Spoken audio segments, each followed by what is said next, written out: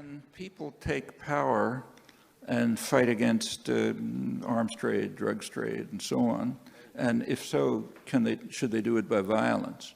Well, you know, just forget about principle for a moment and just think about tactics. I mean, you want to pick tactics that are likely to achieve something. Otherwise, it's just posturing. Well, if you look for tactics that might achieve something, you don't accept the battleground that your opponent prefers. Now, the state power prefers violence. They have a monopoly of violence. You know, no matter how much violence protesters will use, they'll use more. That's why, say, from the 1960s, when I was talking to students about activism, I advised them not to wear helmets in demonstrations. I mean, yes, the police are violent, but if you wear a helmet, they'll just get more violent. And if you come along with, you know, a rifle, they'll come along with a tank. You come with a tank, they'll come with a B-52. You know, it's a battle you're going to lose. And their strength is violence. The strength of the opposition is popular mobilization and nonviolence. Actually, that's what happened in Iraq. Strikingly in Iraq. Of course, it's never discussed that way. You know, the governments and media and intellectuals don't want you to know about the power about popular power and what can be achieved by nonviolence. But if you think about it in Iraq, that's pretty much what happened. There was violent resistance. The U.S. easily crushed it. You know, they can kill insurgents, they can level Fallujah, they can you know, destroy towns and villages. No matter what it is, they have much more violence at their command. What they could not do was deal with nonviolent demonstrations.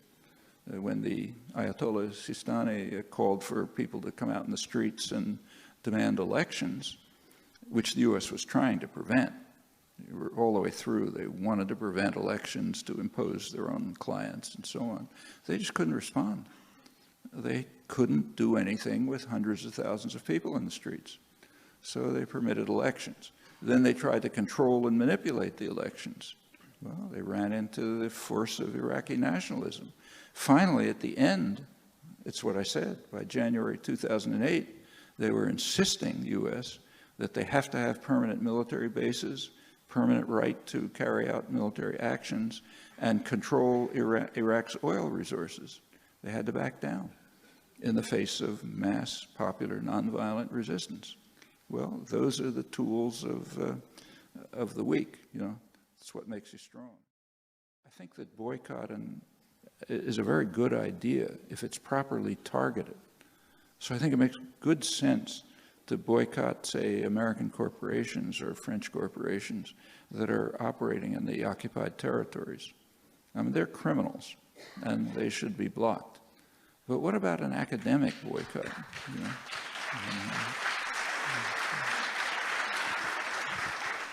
And personally, I've never been in favor of academic boycotts, even in South Africa.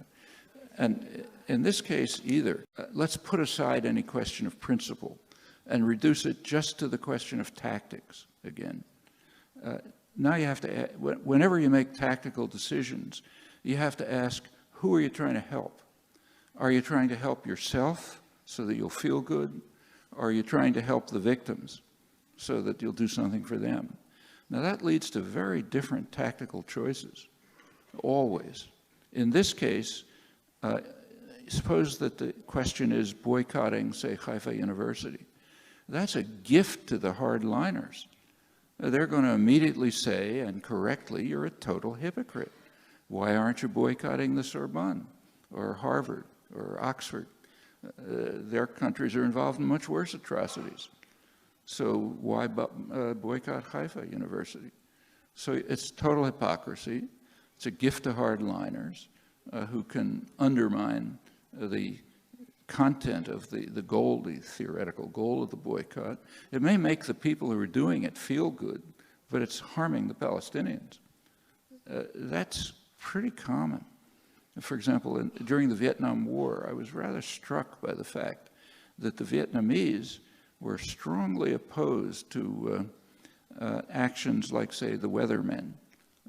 Young kids, nice kids, you know, I admired them, I sympathized with them, but their way of opposing the war was to go down the street and break store windows.